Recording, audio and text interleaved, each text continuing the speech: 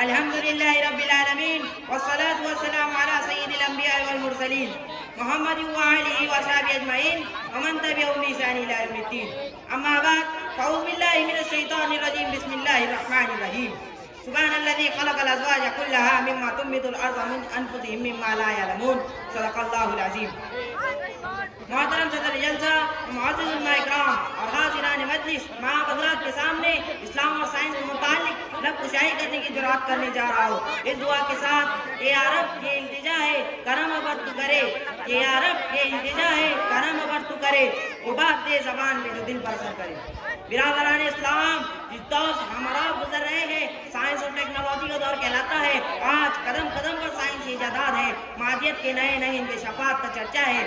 انسانیت کے دامن میں علم و دانش کی بھرپور تجلیہ ہے، بلندیاں اس کے سامنے سمٹ چکی ہے. حقیقتوں کی جاننے کا جذبہ آج عروج پر ہے اور یہی چیز سائنس کی تحقیقات کا محور بنی ہوئی ہے.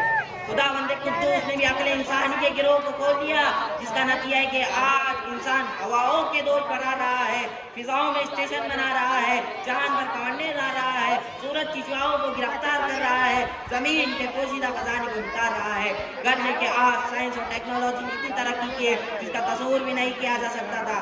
لیکن سوال یہ ہے کہ سائنسی ایجادات اسلام کے لیے چیلنج ہے. کیا مذہب اسلام پر اس کی کوئی صداقت و حقانیت پر کوئی زور پڑتا ہے کہ اس سے اسلامی عقائد پر کوئی حرف آتا ہے؟ نہیں، بلکہ اس سے اسلامی عقائد کی تائید ہوتی ہے. قرآنی دعوے کی حقانیت کھل کر سامنے آتی ہے.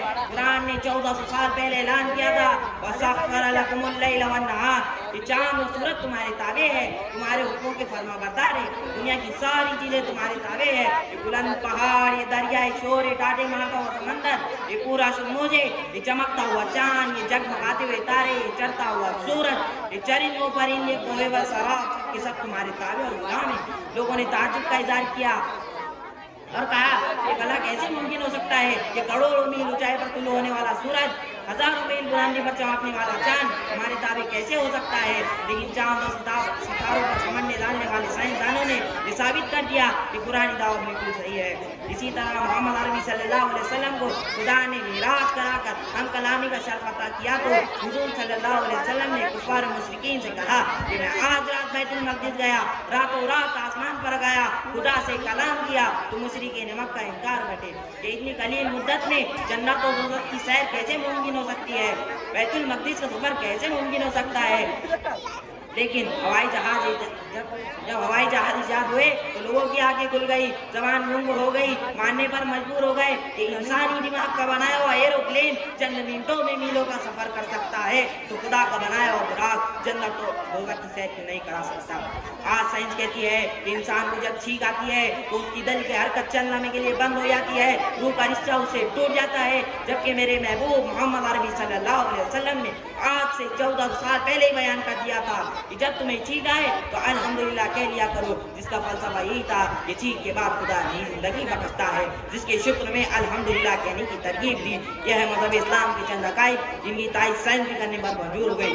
لیکن بزرگوں، یہ بات روز روشن کی طرح آیا ہے کہ اسلام کو سائنسی پیمانے پہ تولا نہیں جا سکتا، جیسے کہ ہمالیہ پہاڑ کو صراف کی میزان پر تولا نہیں جا سکتا. کیونکہ اسلام ایک عالمگیر اور آفاقی مذہب ہے. اسلام کا تعلق، اسلام کا رشتہ انسان سے روح کے مانند ہے، سائنس کا تعلق انسان سے جسم کے مانند ہے. اور یہی وجہ سے آج دنیا میں متاع عشرت کے باوجود انسان حقیقی خوشی و خوشحالی سے محروم ہے.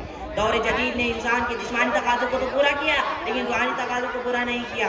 سائنس کو مادیت کے ساز و سامان تو بہت دیے مگر اس کے خدا سے اس کو چھین لیا. جسم کو خوراک کا انتظام تو کیا مگر روح کو فاقے کی دلدل میں پہنچا کر چھوڑ دیا. جسے دیکھ کر علامہ اقبال نے کیا خوب روانہ روایا ہے، ڈھونڈنے والا ستاروں کی گزرگاہوں کا، ڈھونڈنے والا ستاروں کی گزرگاہوں کا، اپنے افکار کی دنیا میں سفر کر نہ سکا، اپنی حکمت و غم کے بیچ میں الجھا ایسے آج تک فیض کا نفع و زر کر نہ سکا. جس نے سورج کی شعاعوں کو گرفتار کیا زندگی کی شب تاریخ سیر کر نہ سکا. وآخر دعوانا ان الحمدللہ رب العالمین.